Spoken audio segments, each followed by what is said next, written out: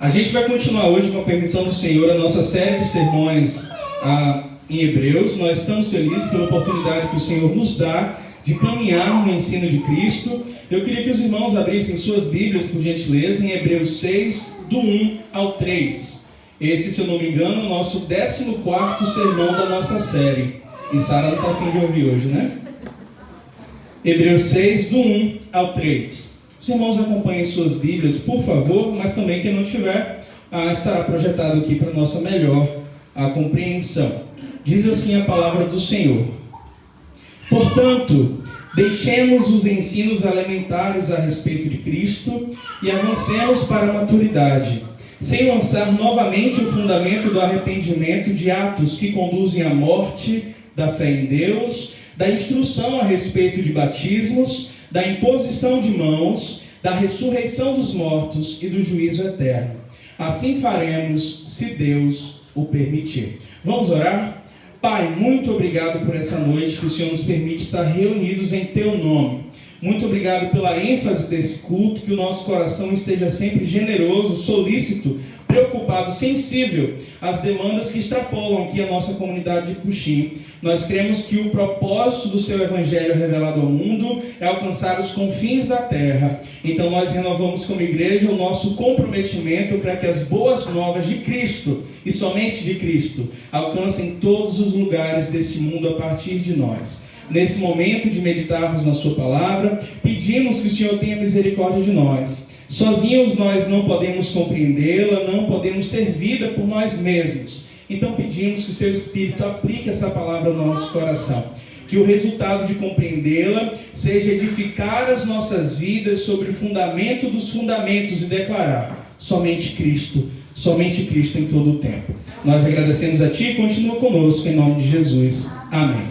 Meus irmãos, em Eclesiastes 3, versículo 11, tem um texto muito conhecido nosso, que diz que o Senhor plantou no coração do homem, colocou no coração do homem um desejo, um anseio profundo pela eternidade. O que diz a palavra do Senhor é que há em cada ser humano um vazio, um anseio, uma sede verdadeira por algo maior do que aquilo que essa vida, aquilo que nós vemos, pode nos oferecer. Contudo, o mesmo versículo diz para a gente que apesar desse anseio, o ser humano ele não consegue perceber completamente o que Deus realizou. Ele não consegue sozinho se reconectar com ou encontrar onde satisfazer essa sede grande, esse anseio que está profundamente colocado em sua alma pelo Eterno. E na tentativa de satisfazer essa sua demanda, que é esse vazio, essa sede que ele tem, o homem ele tem essa tendência natural de construir caminhos, sistemas, ideias que ele acredita que sejam verdadeiras formas de se reconectar com Deus.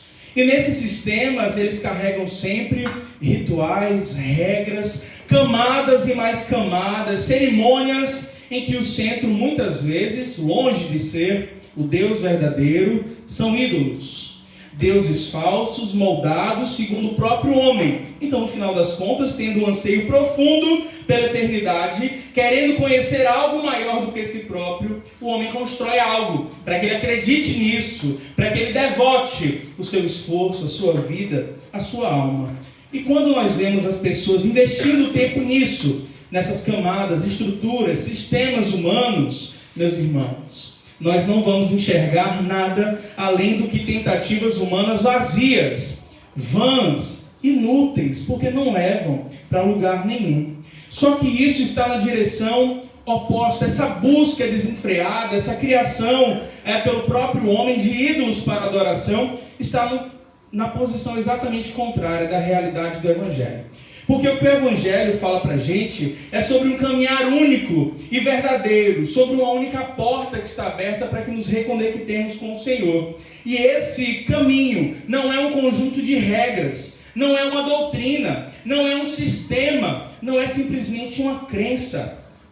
Aquilo que o Evangelho revela para nós, como a satisfação desse anseio profundo pela eternidade, como um lugar onde nós encontramos satisfação para a sede de Deus, é uma pessoa. E o nome dessa pessoa é Jesus Cristo. Meus irmãos, esse é o nome do caminho verdadeiro e da porta verdadeira que não é aberta por cada um de nós do lado de cá, mas a porta que foi aberta pelo próprio Deus da eternidade. A porta que foi aberta pelo Senhor, um caminho que foi criado por Ele. E isso nos leva a declarar com convicção: somente Cristo é o centro da nossa fé e da nossa esperança.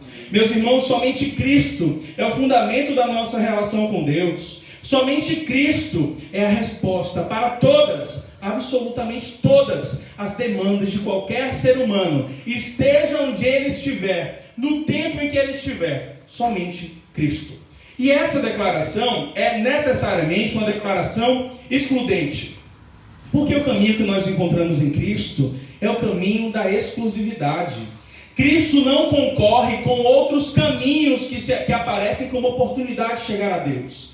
Se não é em Cristo, não é em lugar nenhum. Se não for por meio de Jesus, você não chega até Deus. Não existe caminho verdadeiro. Tudo é abismo construído pelo próprio coração do homem, que não conduz à vida verdadeira, mas conduz à morte, à destruição. E nós temos visto isso nessa nossa série, na Epístola aos Hebreus aqui. A superioridade de Cristo toma o foco em todo o tempo. A superioridade de Cristo é trabalhada em cada um dos capítulos que já tivemos aqui a oportunidade de aprender. O autor diz para a gente que Jesus é superior aos profetas. É a manifestação mais gloriosa da voz de Deus ao mundo. Jesus Cristo, ele é maior do que Moisés. Jesus Cristo é maior do que Josué. Jesus Cristo é maior do que o sacerdócio de Arão. E no último sermão da nossa série, especificamente de semana passada, Sara está sendo muito bem cuidada, meus queridos, concentrem-se na mensagem. Nós vimos que não há nenhuma obra de religião humana é capaz de realizar aquilo que Cristo pode fazer. Porque é uma obra mesmo de recriação, meus irmãos.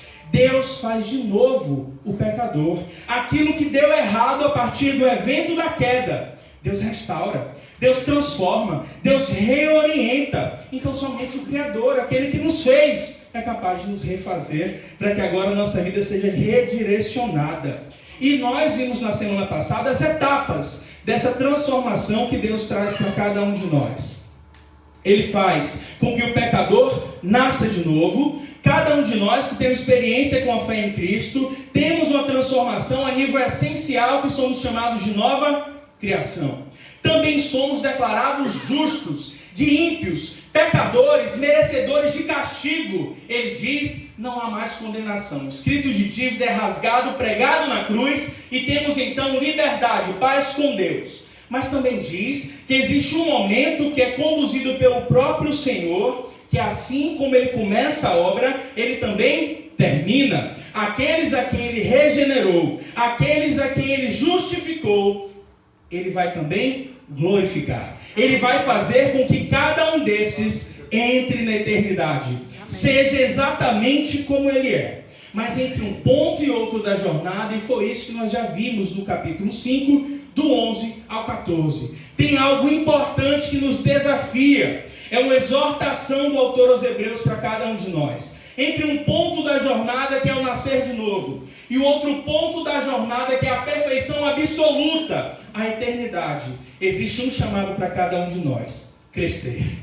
A maturidade cristã não é algo opcional. Crescer na vida cristã não é uma demanda facultativa, mas é obrigatória, é parte essencial da nossa jornada. Porque quem está em Cristo obrigatoriamente deve crescer, florescer, amadurecer, se desenvolver, porque a obra que ele realiza em cada um de nós é uma obra viva, constante, crescente, de modo que nós não seremos amanhã, se estivermos nele, os mesmos que nós fomos hoje, fomos semana passada.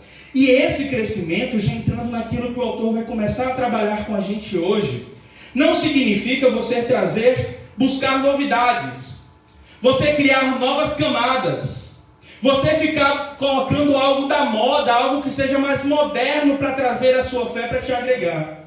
Não é isso que o autor está falando para a gente.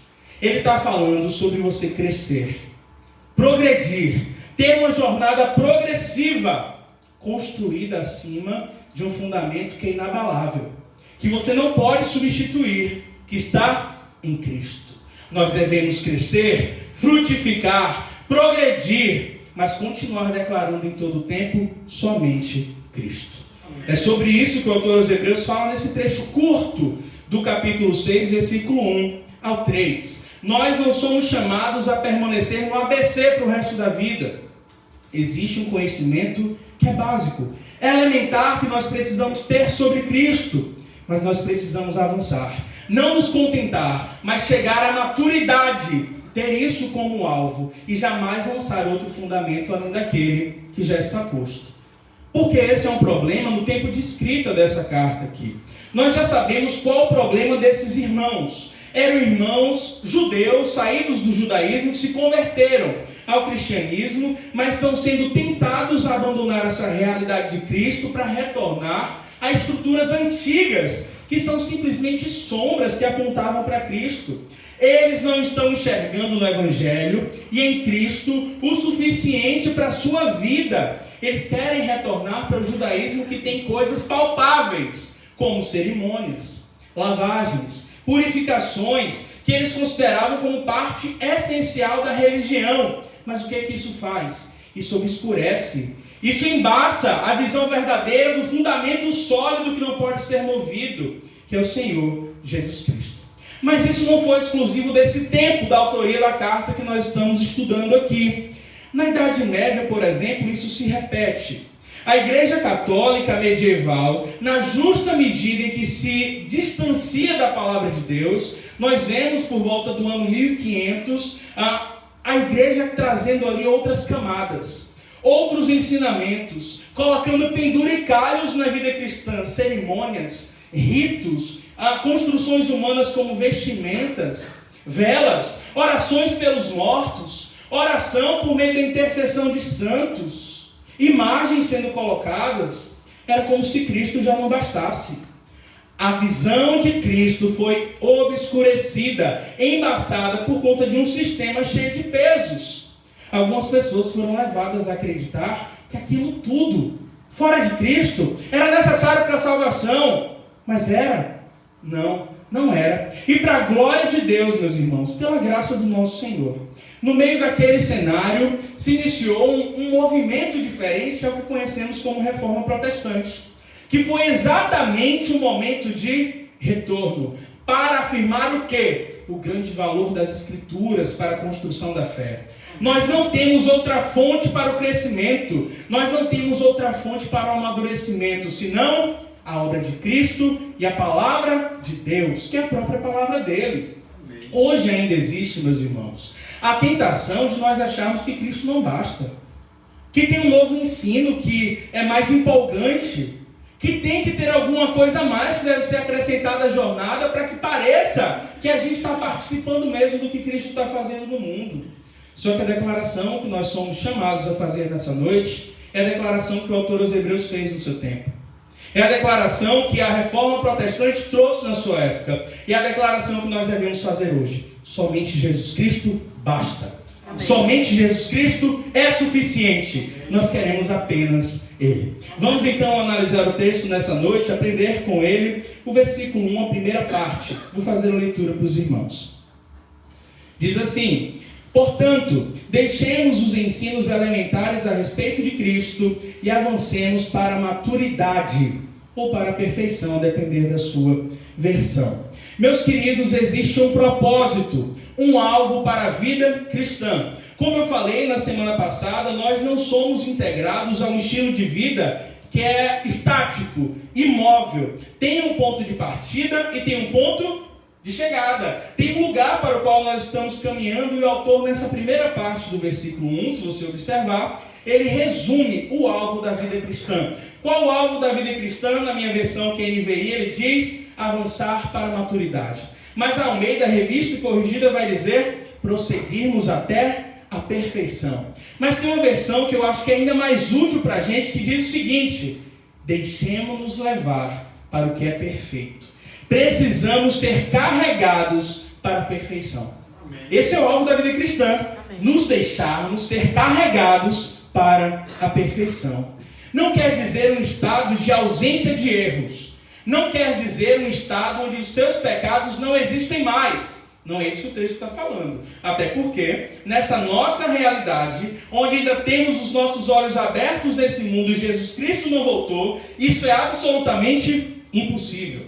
Nós somos pecadores e seremos até o dia da volta de Cristo, até o momento da nossa morte. Mas não tem como desvencilhar disso ainda. Perfeição aqui tem o significado de maturidade perfeita. Um desprendimento cada vez maior daquilo que desagrada a Deus. É você ser arrancado das raízes da maldade. Você ser desprendido de tudo aquilo que ofende o Senhor que te salvou, o seu amado, e você ter a vida agora redirecionada para Cristo. Se você é dominado pelo pecado, isso tem que ser cada vez menos evidente. Você tem que ser liberto progressivamente dessa escravidão, cujas cadeias, cuja prisão já foi rompida por Cristo. O que nós devemos agora é nos aproximar daquilo que Ele diz, nos apropriar das ferramentas que Ele dá, sobretudo do Espírito Santo que age em nós, e vivermos uma nova vida para a glória dEle. Essa caminhada para a perfeição, ou esse caminho para a maturidade que o autor está falando que devemos deixar, que sejamos levados, não é nada além do que uma vida de plena entrega para a ação do Espírito Santo. Perfeição reflete o que o autor começou a falar no trecho anterior. Nós precisamos nos deixar ser conduzidos à maturidade. Há um conhecimento maior sobre Cristo, porque tem, em todo tempo vai existir. Uma compreensão mais profunda da sua pessoa, porque, meus irmãos, quanto mais nós conhecemos de Cristo, mais nós somos transformados. É impossível eu conhecer mais de Cristo e permanecer com os mesmos problemas de pecado que eu tenho hoje. Quanto mais eu conheço de Cristo, quanto mais eu mergulho nele, quanto mais eu experimento essa vivência real de estar no Senhor, menos eu sou parecido com esse homem que nem considerava a realidade de Deus. É isso que a palavra de Deus diz para a gente. Quanto mais nós conhecemos quem é Cristo, quem Ele é na história, aquilo que Ele faz, o que importa para a gente, nós somos transformados. Precisamos, nesse caminho da maturidade, ser conduzidos para ter mais prazer e confiança em Cristo. Em vez de ser esses que têm prazer naquilo que ofende a Deus, naquilo que ofende ao outro, naquilo que não condiz mais com essa realidade. O nosso alvo não é a acomodação. O alvo da fé, a palavra de Deus não coloca em nenhum momento que é a conformação, ou uma vida de simplesmente contemplação, onde você fica estagnado, esperando que tudo mude, sem que em você nada mude. O interessante é que a palavra de Deus coloca como um progresso. E é interessante também pensarmos em quem está escrevendo isso para a gente. Não sei se os irmãos perceberam isso no texto, a forma que ele coloca para a gente, ele se inclui. Não sei como está na sua versão, mas ele coloca na literalidade do que foi escrito, deixemos-nos levar. Ele se inclui. Nós não sabemos quem é o autor. A gente provavelmente não vai saber isso tão cedo. Mas o fato é, todos nós concordamos que esse autor ele é muito inteligente. Ele parece ter uma experiência com Cristo diferenciada. Esse homem parece ter chegado no ponto alto da maturidade cristã. Ele tem autoridade, mas ele se coloca como alguém que ainda tem como crescer. Alguém que ainda enxerga a necessidade de progredir. Meus irmãos, ninguém está fora desse processo. Enquanto a vida ainda há um passo a mais para se dar, enquanto a vida precisamos avançar um pouco mais em direção à maturidade cristã, porque nenhum de nós pode dizer hoje, nenhum de nós, e não poderá dizer enquanto não fechar os olhos nesse mundo, que já foi longe o suficiente, que já basta onde chegou, porque até o último suspiro nós estaremos sendo levados para o que é perfeito. Amém. Para a perfeição, para a maturidade. Sempre há um nível mais profundo para que você vá até ele? Não, vá além dele. É o que a palavra de Deus coloca para a gente. E uma outra observação sobre esse versículo, que essa primeira parte ainda, é que o autor não diz que nós devemos caminhar para o que é perfeito. Ele não fala assim, vamos para o que é perfeito. Mas ele diz, deixemos-nos levar. Permitamos ser levados ao que é perfeito. A vida cristã não é uma jornada de autossuficiência, de independência, onde tudo é construído com base nos nossos esforços, na nossa experiência. É uma jornada de permitir que Deus faça conosco aquilo que Ele quer. Amém. É você substituir a posição de privilégio. Se antes quem dirigia a sua vida era o seu ego, era a sua própria vontade, agora tem alguém que você chama de Senhor, Ele é o dono da sua própria vida. Amém. Então é Ele que te leva a partir de agora, é Ele que me leva para onde Ele quer que eu esteja. No registro de João, capítulo 15, Jesus é quem diz: sem mim vocês não podem fazer coisa alguma. Nessa jornada até a maturidade, o autor faz questão de firmar no nosso coração: nós não estamos sozinhos. Aquele que nos faz nascer de novo, aquele que tira o peso da condenação dos nossos ombros pela fé nele, é o mesmo que lidera a nossa jornada de crescimento. A gente não se governa, meus irmãos. É o Senhor quem governa cada um de nós. Embora nessa parte do crescimento, que é a santidade, esse trecho da jornada entre o nascer de novo e o reencontro com Cristo para passar a eternidade, como não houve nas outras etapas, tem sim uma participação nossa. Nós sabemos disso.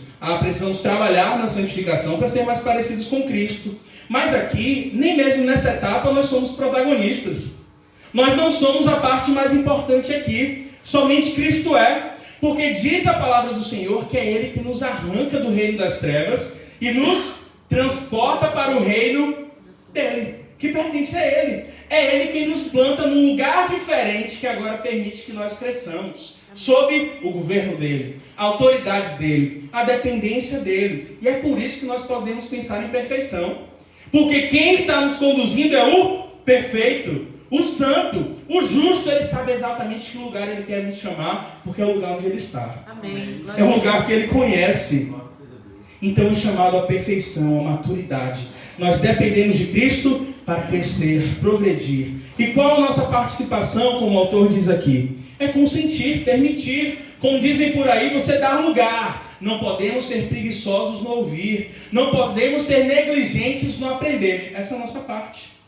Precisamos nos deixar levar por aquilo que é perfeito. E quem nos conduz está pronto, disponível. É alguém que está perto e na exata posição que nós precisamos para nos pegar no colo e nos levar a esse lugar de excelência que Ele pode levar. Mas nós precisamos querer, acatar, seguir o que Deus está dizendo. O autor já disse para a gente antes: olha, se vocês ouvirem o Espírito falar, não endureçam o coração de vocês. No caso daqueles nossos irmãos aqui, eles já tinham sido instruídos no fundamento.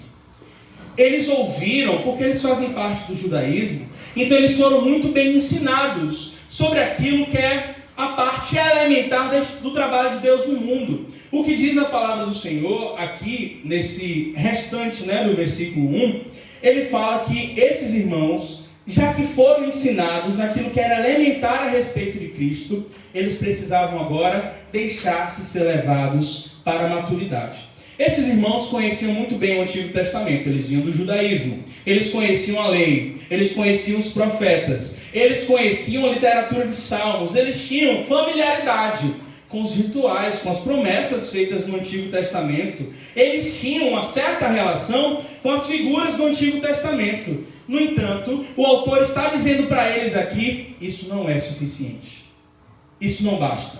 Vocês podem ser muito bem instruídos em tudo que diz respeito à religião, mas se você não é instruído em Cristo, você não sabe nada. Você não tem absolutamente nada. Você pode ter sido desde o nascimento inserido no contexto de uma religião. Você pode ter participado de rituais, cerimônias, camadas, estruturas, sistemas criados por homens. Mas se fora desse sistema, se nesse sistema Cristo está de fora, foi em vão. Não adiantou absolutamente nada. É o que o autor diz para a gente. Porque o Antigo Testamento ele é precioso, é importante. Nós não desprezamos, longe de nós, fazer isso. Só que nós sabemos o valor do Antigo Testamento dentro da história da salvação. O Antigo Testamento aponta para algo muito maior. Ele prepara o caminho, mas ele não é o destino. O Antigo Testamento, ele aponta para o Senhor Jesus Cristo. Somente no Novo Testamento a gente vê o cumprimento pleno de todas as figuras, promessas, cerimônias, e permanecer no caso desses irmãos aqui, somente no que era elementar, nos rudimentos. É você acampar, fazer a sua morada no que é sombra. em vez de fazer a sua morada na realidade perfeita que está disponível em Cristo. Por isso que esses irmãos são chamados aqui a seguir adiante. Avançar em quê? Avançar no conhecimento do Evangelho. Avançar no conhecimento de Cristo. Porque Cristo é a revelação perfeita da vontade de Deus. Antigo Testamento sem Cristo não serve para absolutamente nada. É pesado isso? Mas é a verdade. Nenhum daqueles rituais, sacrifícios, estruturas serve de absolutamente nada se não nos leva ao Senhor. Então o convite do autor, finalizando essa primeira parte, é sermos levados à maturidade que é encontrada somente em Cristo. E o fundamento que ele coloca aqui, ele vai explicar nos versículos seguintes, a partir do final do versículo 1 até o versículo 2. E ele diz, olha, vocês já foram ensinados em algo que é básico. Tem fundamentos aqui que não precisam ser lançados novamente. Existem algumas coisas que vocês foram instruídos na religião judaica, no judaísmo, que vocês não precisam substituir. Mas vocês precisam aprender a enxergar isso. Vocês não podem ter um olhar cru, como se isso fosse tudo o que importasse. Ele não despreza aqui os fundamentos da fé. Agora o autor quer mostrar que todas essas estruturas do judaísmo não fazem sentido ser abraçadas se você não abraça junto Cristo. Esses fundamentos que ele vai citar a partir de agora são bases importantes, mas eles precisam estar edificados no fundamento dos fundamentos, na base das bases. E quem é? Somente Cristo, que é o padrão que a gente está repetindo aqui. Vamos olhar novamente o texto a partir do versículo 1 até o versículo 2.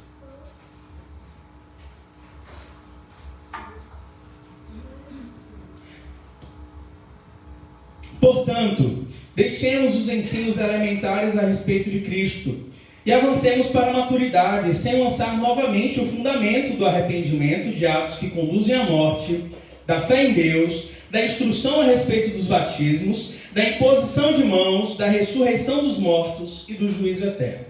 Vários fundamentos do judaísmo, dessa religião que esses irmãos estavam querendo retornar, não se sustentam mais com a revelação de Cristo. E a gente tem estudado isso. Os sacrifícios de animais têm algum valor? Não, porque o Cordeiro de Deus que tira o pecado do mundo já se revelou. O templo físico, como na história de Israel, tem algum sentido ainda? Não, porque o Pai procura os verdadeiros adoradores que o adorem em espírito e em verdade. Cristo é o lugar em que nós podemos encontrar acesso pleno a Deus. Os sacerdotes da antiga aliança têm sentido ainda? Não, porque em Cristo nós temos um sumo sacerdote pleno, eterno, perfeito, que conquista para cada um de nós confiança para entrar na presença do Senhor. Não no espaço pequeno de uma estrutura criada por homens, mas realmente no céu, onde o Senhor está, sem limitação, sem medo, mas com confiança, com tranquilidade. Então tudo isso mostra que em Jesus Cristo, por Jesus Cristo caiu em desuso muito daquilo que era trazido por esses irmãos. Mas esses fundamentos então que eram trazidos no judaísmo, o Antigo Testamento é a palavra de Deus? Sim, perfeitamente palavra de Deus. Nós só precisamos entender o lugar de tudo isso. Esses ensinos, e os irmãos vão entender, que estavam enraizados na mente desses leitores, continuavam válidos se fossem lidos a partir da realidade de Cristo. Então eles não precisam ser relançados. Eles não precisavam ter a base deles substituída. Eles só precisavam olhar a partir de Cristo. Olhem que os fundamentos que ele apresenta aqui. Ele apresenta essa questão de fé, arrependimento, batismo, imposição de mãos. Isso aqui só precisa ser colocado na ordem certa. E qual é que é a ordem certa que o autor vai colocar para a gente? É entender que esses fundamentos têm antes deles um fundamento. E qual é o fundamento esse? Cristo. Não é o arrependimento por si só. Não é uma fé por si só em qualquer coisa. Não é um rito de purificação, lavagem, batismo por si só. Cristo é a base na qual todas essas coisas ganham sentido, propósito e direção. Porque sem Cristo, até mesmo essas doutrinas que são fundamentais correm o risco de se tornar simplesmente um sistema religioso criado por homens que não conduz a Deus, mas conduz à própria destruição e ao auto-engano. E nenhum de nós quer estar numa posição como essa. Mas com Cristo no centro, tudo se alinha. Aí os irmãos veem na ordem que é colocada ali. A minha ordem aqui é diferente, começa com a ideia do arrependimento. No Antigo Testamento, meus irmãos, havia um chamado muito certo que o homem estava em pecado. A gente vê isso desde Gênesis. E que Deus é santo. O homem, para se relacionar com Deus, ele precisa ter consciência de pecado. Ele precisa entender quem ele é. Então, mesmo no Antigo Testamento, havia um chamado para que o homem mudasse de rota, confessasse os seus pecados, se voltasse para Deus. E a lei deixava clara que o pecado tinha que ter no povo de Deus separado, chamado segundo a vontade de Deus, que é santo. Não era opção você se arrepender e confessar. Era obrigação. Só que com a vinda de Cristo, como é que isso se coloca? Qual a mensagem que Cristo diz para a gente? Ele começa o seu ministério dizendo: arrependam-se e creiam nas boas novas. Se antes o arrependimento era algo essencial, agora o arrependimento continua sendo. Só que arrependimento somente você ter feito algo ruim e ficar remoendo no seu coração? Não. Agora, esse arrependimento deve ser acompanhado de fé em Cristo. Não é uma postura de simplesmente ter um sentimento no coração de remorso. É você ter uma atitude, mudar de rota e depositar sua confiança totalmente em Cristo. Porque arrependimento sem fé é simplesmente remorso, um sentimento passageiro. Mas o arrependimento em Cristo é a porta de entrada para uma nova vida. É a porta de entrada para o céu. Não basta reconhecer o erro, é preciso se voltar para aquele que venceu o pecado e oferece perdão. Esse é o lugar do arrependimento lido de acordo com a realidade de Cristo.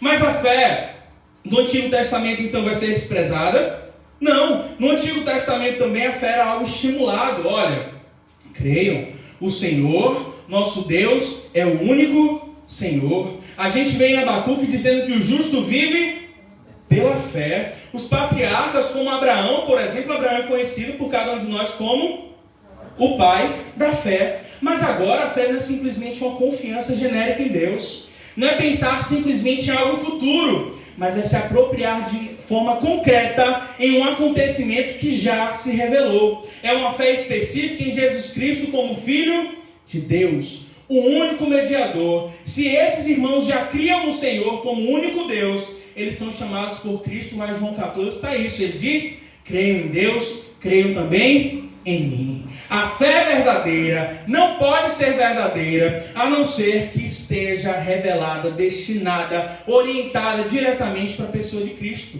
Porque a fé que salva, a fé que é transformadora, é unicamente a fé que confia que Jesus Cristo é o enviado de Deus para perdoar os nossos pecados, para morrer em nosso lugar. É a fé no sacrifício e na ressurreição de Cristo. Não simplesmente num conjunto de doutrinas, num sistema. Significa crer que Deus enviou o santo dele para nos salvar. Então, arrependimento não precisa ser retirado. Fé não precisa ser retirada, só precisamos colocar no lugar correto.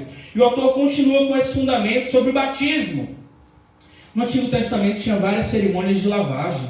Para purificação cerimonial, com água, rituais de limpeza, para sacerdotes, objetos, pessoas. Mas Cristo traz um novo sentido para tudo isso. A água no ministério de Cristo, essa cerimônia, não é apenas um ritual externo, mas um símbolo de regeneração. Lá na palavra de Deus está escrito em Marcos 16:16, quem crê e for batizado será salvo. O batismo simboliza para o mundo que nós somos sepultados com Cristo. Essas instruções ainda precisam ser repetidas, porque não parecia ser claro para os irmãos. Nós não precisamos entender o rito do batismo, dessa passagem pelas águas, como esses irmãos enxergavam, mas agora com uma identificação, um sinal de que nós cremos no Senhor e agora testemunhamos para o mundo. O batismo não salva, mas testemunha para o mundo que nós fomos salvos. Amém. Imposição de mãos, como tinha no Antigo Testamento. A imposição de mãos aparecia em algumas situações. Bênção, consagração, mas tinha uma muito específica que eu acho que é o que o autor está falando para a gente. Nos sacrifícios pelo pecado, quando os animais eram mortos, o sacerdote colocava suas mãos sobre aquele animal. Esse ato, essa cerimônia de imposição de mãos, significava que os pecados da pessoa estavam sendo transferidos para aquele animal. Ele era o substituto. Ele estava ali recebendo os pecados da pessoa e a pessoa se tornava o ofertante puro diante de Deus. Mas isso era somente simbólico, nós sabemos. Depois disso, o animal era sacrificado e havia ali a expiação pelos pecados. Mas isso era somente uma sombra do que haveria de vir. Como nós devemos enxergar a imposição de mãos? Esses irmãos deveriam. Na cruz, Deus preparou um altar. E nesse altar, quem foi o sacrifício? Seu próprio Filho. Ali na cruz foi como se o nosso Deus estivesse de mãos estendidas, colocando sobre Cristo os nossos pecados. E ao morrer dizendo, pronto, agora para aqueles que se apropriarem com Ele, pela fé, não tem mais condenação, não tem mais pecado, não tem mais preocupação para a vida e para a eternidade. Cristo sofreu como nosso substituto, e é nele que nós encontramos o fundamento, somente em Cristo, para caminharmos firmemente no Senhor. Jesus fez aquilo que nenhum animal era capaz de fazer. Jesus fez o que nenhum sacerdote, segundo a ordem levítica, era capaz de fazer. Porque agora que o Cordeiro foi imolado, morto, uma vez por todas pelos nossos pecados, Ele levou tudo aquilo que nos pesava, e agora temos liberdade em Deus. Amém. Nós temos vida plena. Esse ritual foi cumprido. E sobre a ressurreição, havia crença no Antigo Testamento de que haveria ressurreição um dia? Sim. Em Daniel 12, versículo 2, o profeta fala o seguinte: multidões que dormem no pó da terra ressuscitarão. Uns vão ressuscitar para a vida eterna, outros para a vergonha e desprezo eterno. Mas agora a ressurreição tem uma garantia e um rosto em Jesus. Não é simplesmente uma crença de no final dos tempos algo acontecer com todos. Nós temos agora um modelo de ressurreição. Jesus Cristo diz lá no relato de João 11, eu sou a ressurreição e a vida. Em 1 Coríntios 15, Paulo fala no versículo 20, versículo 52 e 53 o seguinte: Cristo ressuscitou dentre os mortos como a primícia daqueles que dormem. Ele diz, olha, eu digo para vocês um mistério, nem todos dormiremos, mas todos seremos transformados. No momento, no abrir e fechar de olhos, ao som da última trombeta, pois a trombeta soará e os mortos ressuscitarão incorruptíveis e nós seremos transformados. Amém. A ressurreição também encontra sentido somente em Cristo. Nós não precisamos de novas revelações sobre a ressurreição, porque Cristo é a garantia da nossa vitória sobre a morte. Ele é o modelo daquilo que vai acontecer com todos que creem em seu nome. Ele foi o primeiro a ressuscitar para nunca mais morrer. Amém. E todos nós um dia ressuscitaremos para nunca mais morrer. Amém. Como? Tendo a fé no Cristo. Amém. E como consequência, como é que nós lidamos com o juízo? No Antigo Testamento também está escrito sobre isso, mas Cristo tem algo mais profundo também a dizer para cada um de nós. Todo mundo sabia, segundo o judaísmo, que Deus um dia julgaria todas as obras. O livro de Eclesiastes, que eu já citei aqui no início, diz: Deus trará julgamento para tudo que for feito nesse mundo. Mas agora a realidade é aprofundada em Cristo. O que diz aqui a palavra de Deus, João 5,22, o Pai a ninguém julga, mas confiou todo o julgamento ao Filho. E 2 Coríntios 5,10, todos nós vamos comparecer no tribunal de Cristo. Todos nós um dia vamos comparecer no momento de prestar contas das nossas vidas. E o que é que muda então? Em Cristo mudou alguma coisa? Sim. Porque para quem está em Cristo, o dia do julgamento não produz mais medo, insegurança. Mas nós podemos estar hoje pensando no dia do juízo como um dia de alegria. Amém. Um dia de celebração, um dia de cumprimento de promessas. Porque se não há condenação em Cristo, então nosso dia do juízo será o dia de tomar posse de bênçãos. Amém. Bênçãos eternas, bênçãos completas. Amém. Então, no final das contas, meus irmãos, não importa o valor dessas práticas no contexto de uma religião. Nenhuma doutrina, crença, nenhum sistema, nenhuma cerimônia pode se sustentar se Cristo não estiver no centro. Então o que o autor aos Hebreus quer falar para a gente não é simplesmente você enxergar arrependimento. Não é simplesmente você estar numa religião que fala sobre fé. Não é simplesmente você estar numa religião que fala sobre juízo. Ou uma religião que fala sobre imposição de mãos, ressurreição. Se não for na de Cristo, nada disso vale. Porque é Ele que traz sentido para cada um desses fundamentos. Por quê? Porque Cristo é o fundamento dos fundamentos. Amém. Ele é a base de tudo. É a base da vida verdadeira que todos nós queremos ter. Ele é aquele que responde perfeitamente de forma amorosa. esse anseio profundo que nós temos no coração pela eternidade, que na verdade não é simplesmente o desejo de viver eternamente. O que nós ansiamos profundamente é pelo próprio eterno, o Deus eterno. Minha alma tem sede de Deus, o salmista Davi diz. Sede de qualquer Deus? Não. Tem sede do Deus vivo. Por isso que o autor nos chama para avançar. Não para longe do fundamento, crescer não fora do fundamento, mas a partir desse fundamento, edificar as nossas vidas, aprofundar, crescer em Cristo e somente em Cristo. Amém. Por fim, meus irmãos, o versículo 3 registra o seguinte: e isto faremos, se Deus o permitir. Meus irmãos, nossas vidas estão nas mãos de Deus. A nossa jornada espiritual depende de Deus. Se não for Deus que nos conduzir nos seus braços amorosos, nós não chegaremos a lugar nenhum na fé. A fé cristã nunca é sobre esforço. Nunca é sobre quem é mais rápido. A gente canta, né? Tem um hino que diz isso, não é dos fortes a vitória, nem dos que correm melhor, aqueles que confiam em Cristo, como nos diz o Senhor. Nós somos pecadores. A tendência que há no nosso coração é de parar, recuar, apostatar, desistir. Mas é Deus que nos conduz. Por isso que o autor disse: deixemos-nos levar à perfeição. Então, se Deus permitir, nós chegaremos até lá, porque dependemos dele. Nós confiamos numa promessa que ele fez. Sem ele, nós não teríamos sido inseridos nessa jornada cristã. E sem ele, nós não podemos dar um só passo. Nós dependemos desse Deus, meus irmãos. E é um Deus que a gente pode confiar. Ele não volta atrás da sua palavra.